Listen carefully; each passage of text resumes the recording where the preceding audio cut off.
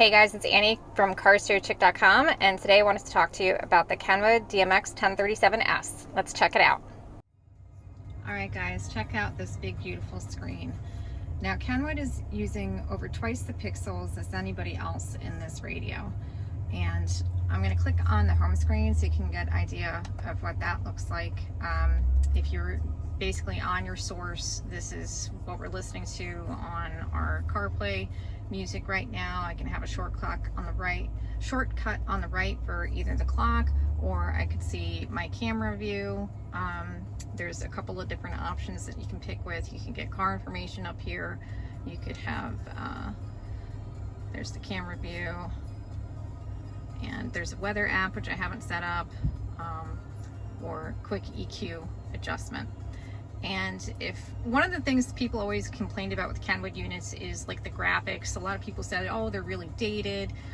So I'm just going to switch over to SiriusXM so you can see they've definitely, I think, upgraded this. A lot more vibrant colors, better text and font, I think, and you know, easy navigation between all your different presets. Right here you could scroll this up or down, or tap this to actually see the channel number, and you can always do a direct entry or a category search if you wanted to. So the navigation on that part is a lot cleaner than it's been in previous models. The other thing that I really want to talk about is just the sound quality of these units in general. Kenwood is awesome at what they do. In the EQ section, we've got a lot of different things that we can play with. Let me see if I can get over to that under settings. And I apologize if this seems rushed, but we're right about to open the shop, and I'm trying to do this before everybody drops off their cars. So over here, we've got lots of different stuff we can play with. We've got our traditional 13-band EQ. We've got our digital time alignment, where we can do kind of a preset setup, or we can go in and we can actually fine tune and set it up. And you've got crossover adjustment settings right here. That was, I think, on the first tab. And a couple of really cool things that only Kenwood does. This thing, Supreme, this is on pretty much any of their models that have Maestro compatibility and up, which this model does do Maestro compatibility. Also, this model is compatible with the Maestro RR2, which gives you some advanced features. So you could add on additional accessories to control things like a winch or external lighting if you wanted to from the touchscreen. I think that's a cool feature, but I don't know how practical it really is. But just kind of a cool bonus.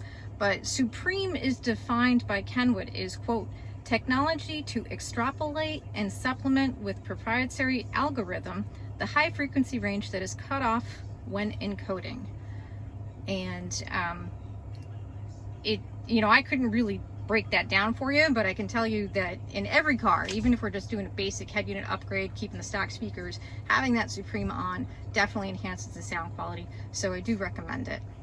The loudness feature, just so you guys know, that's like a misnomer. So that is for when you're actually listening to things like talk radio at a lower volume. You can put the loudness on, and it helps to boost those frequencies that are harder to hear at lower volume. So do not listen to your stereo loud with loudness on, because you risk damage blowing your speakers, because you're boosting frequencies that are really only meant to be boosted at those lower volumes.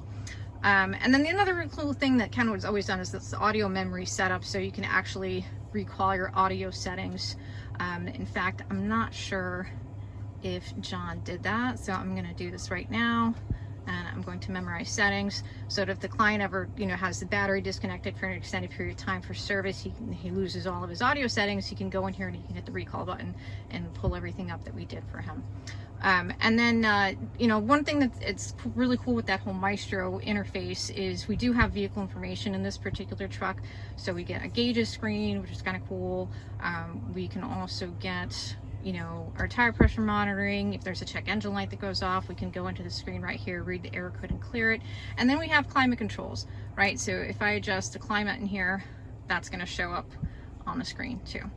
And then the backup camera is a really nice big display. This is a factory camera, but as you can see, nice big screen makes it really easy to see if anybody's behind you. So this unit, it's one of these floating screen models, which, let me try to get around to the side so you can kind of see how this gets installed. It just kind of floats away from the dash a little bit, so you know, you really have to get up close and personal to see what's going on behind the screen. But this is, you know, not for everybody, but this style of screen is definitely growing on me, and the fact that it has a volume knob is something I really like. So I hope you guys like this unit. Let me show you that CarPlay screen. Nice big beautiful screen, and this is also compatible with Android Auto, and it is also capable of doing Android Auto or Apple CarPlay wirelessly. Now, because of the chip shortage, it is extremely difficult to get inventory right now, but you know, in fact, that's why I'm doing this review in this car and not on my display, because you know, the little inventory that's trickling in, I don't want to waste one on my display model. So you'll probably see more reviews in the car from me in the next coming months until that shortage clears up. But if you can get your hands on one of these, I highly recommend it, both for sound quality and ease of use, and that really nice display that's really good even on the sides. You know, it's a really sunny morning here, and I can see this no problem on the angles from side to side. So I hope you guys enjoyed this video. If you liked it, please click the like and subscribe button. Sorry if this seemed rushed, but I wanted to get this in while I have the opportunity. All right, thanks for watching, guys. Have a great day.